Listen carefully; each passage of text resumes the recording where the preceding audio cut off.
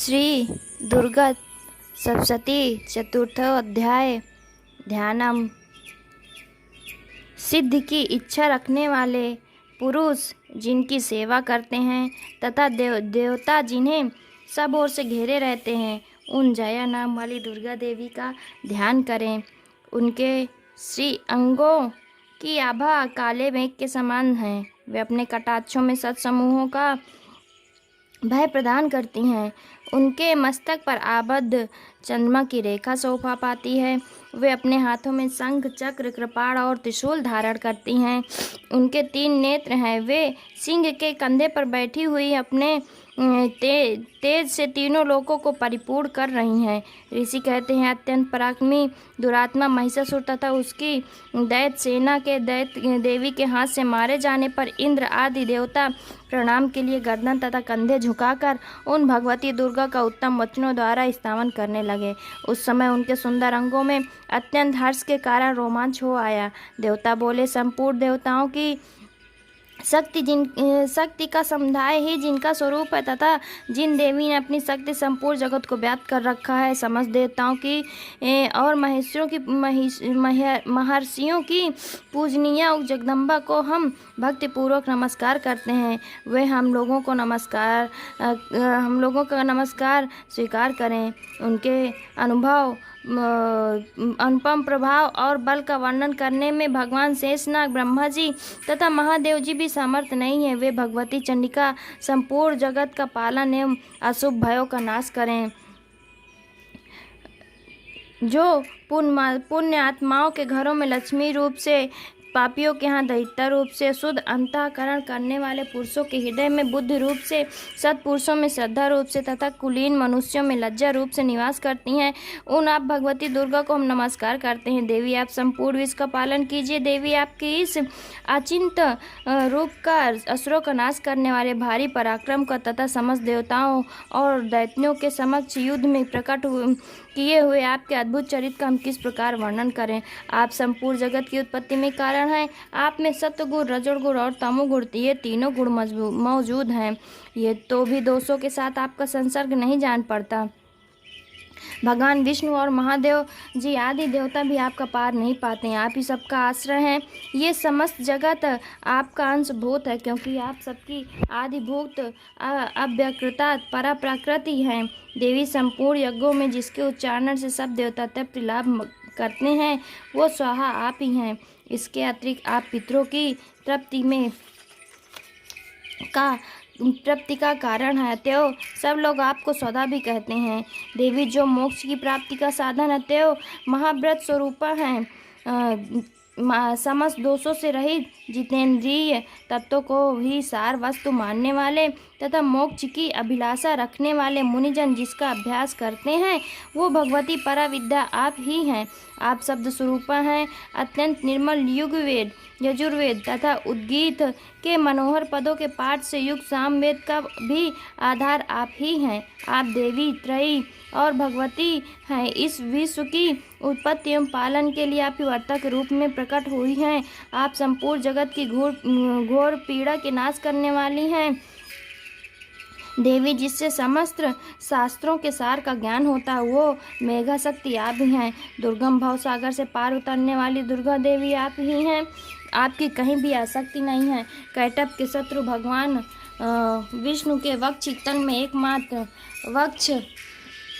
में एकमात्र निवास करने वाली भगवती लक्ष्मी तथा भगवान चंद्रशेखर द्वारा सम्मानित गौरी देवी भी आप ही हैं। आपका मुख मंद मुस्कान से सुशोभित, निर्मल, पूर्ण चंद्रमा के बिंब का अनुकरण करने वाला और उत्तम स्वर्ण की मनोहर कांति से काम नहीं है। तो भी उसे देखकर महिषासुर को क्रोध हुआ और सहसा उसने उस पर प्रहार कर दिया। ये बड़े आश्चर्य की बात है।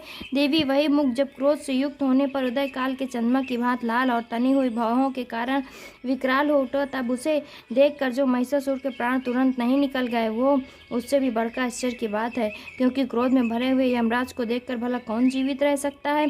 देवी, आप प्रसन्न हो। परमात्मा आपके प्रसन्न होने पर जगत का विदय होता है और क्रोध में भर जाने पर आप तत्काल ही कितने कुलों का सर्वनाश कर डालती हैं। यह बात अभी अनुभव में आई है, क्योंकि महिषासुर का ये विशाल सेना आप क्षण भर में आपके कोप से नष्ट हो गई। सदा विजय प्रदान करने वाली आप जिन पर प्रसन्न रहती हैं, वे ही देश में सम्मानित हैं। उन्हीं को धन और यश की प्राप्ति होती है। उन्हीं का धर्म कभी शिथिल नहीं होता। वे ही अपने हष्ट पुष्ट स्त्री पुत्र और भ्रातियों के साथ धन माने जाते हैं। देवी, आपकी कृपा से पुण्यात्मा पुरुष प्रतिदिन अत्यंत श्रद्धा पूर्वक सदा सब प्रकार के धर्मानुकूल कर्म करता है और उसके प्रभाव से स्वर्ग में जाता है। इसलिए आप तीनों लोकों में निश्चय मनवांछित फल देने वाली हैं। माँ दुर्गे, आप स्मरण करने पर सब प्राणियों का भय हर लेती हैं और स्वास्थ्य पुरुषों द्वारा चिंतन करने पर उन्हें कल्याणमयी बुद्धि प्रदान करती हैं। दुख दरिद्रता और भय हरने वाली देवी, आपके सिवा दूसरी कौन है जिसका चित्त सबका उपकार करने के लिए सदा ही दयाद रहता है। देवी, इन राक्षसों के मारने से संसार को सुख मिले तथा ये राक्षस चिरकाल तक नरक में रहने के लिए भले ही पाप करते हों, इस समय संग्राम में मृत्यु को प्राप्त होकर स्वर्ग में जाए, निश्चय यही सोचकर आप शत्रुओं का वध करती हैं। आप शत्रुओं पर शस्त्रों का प्रहार क्यों करती हैं?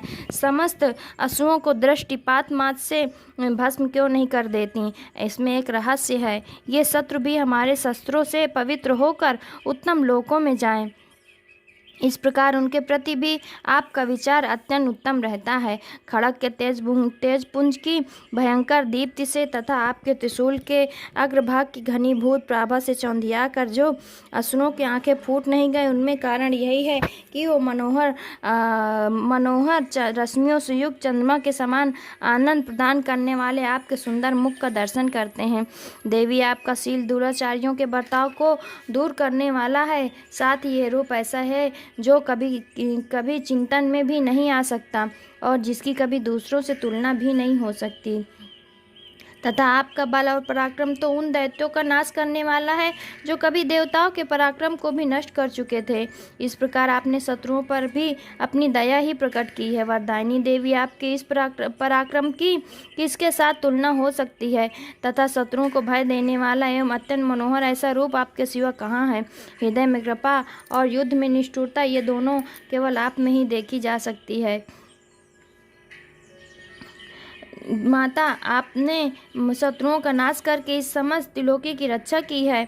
उन शत्रुओं को भी युद्धभूमि से मारकर स्वर्गलोक में पहुंचाया है तथा उन्मत्त दैत्यों से प्राप्त होने वाले हम लोगों के भय को भी दूर कर दिया है। आपको हमारा नमस्कार है। देवी, आप शूल से हमारी रक्षा करें। अंबिके, आप खड़ग से हमारी रक्षा करें तथा घंटे की ध्वनि और धनुष की टंकार से भी हम लोगों की रक्षा करें।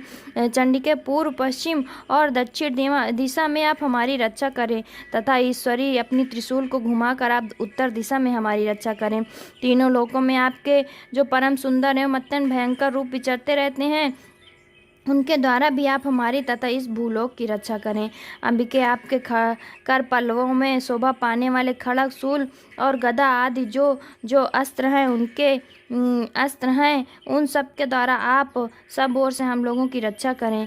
ऋषि कहते हैं, इस प्रकार जब देवताओं ने जगन माता दुर्गा की स्तुति की और नंदन वन के दिव्य पुष्पों एवं गंध चंदन आदि के द्वारा उनकी पूजन किया, फिर सबने मिलकर जब भक्ति पूर्वक दिव्य धूपों की सुगंध निवेदन की, तब देवी ने प्रसन्न वदन होकर प्रणाम करते हुए सब देवताओं से कहा। देवी बोली, देवताओं, तुम सब लोग मुझसे जिस वस्तु की अभिलाषा रखते हो उसे मांगो। देवता बोले, भगवती ने हमारी सब इच्छा पूर्ण कर दी है, अब कुछ भी बाकी नहीं रहा। अब क्योंकि हमारा ये शत्रु महिषासुर मारा गया। महेश्वरी, इतने में भी यदि आप हमें वर देना चाहती हैं तो जब हम आपका स्मरण करें तब आप दर्शन देकर हम लोगों का महान संकट दूर कर दिया करें तथा प्रसन्नमुखी अंबिका, जो मनुष्य इन स्तोत्रों द्वारा आपकी स्तुति करे, उसे वित्त समृद्धि और वैभव देने के साथ ही उसकी धन और स्त्री आदि संपत्तियों को बढ़ाने के लिए सदा हम पर प्रसन्न रहें। ऋषि कहते हैं, राजन, देवताओं ने जब अपने तथा जगत के कल्याण के लिए भद्रकाली देवी को इस प्रकार प्रसन्न किया, तब वे तथास्तु कहकर वहीं अंतर ध्यान हो गई। भूपाल, इस प्रकार पूर्व काल में तीनों लोकों का हित चाहने वाली देवी जिस प्रकार देवताओं के शरीर से प्रकट हुई थी, वो सब कथा मैंने कह सुनाई। अब पुनः देवताओं के उपकार करने वाली वे देवी दुष्ट दैत्यों तथा शुंभ निशुंभ का वध करने एवं सब लोगों की रक्षा करने के लिए गौरी देवी के शरीर से जिस प्रकार प्रकट हुई थी, वो सब प्रसंग मेरे मुंह से सुनो, मैं उसका तुमसे यथावत वर्णन करता हूँ।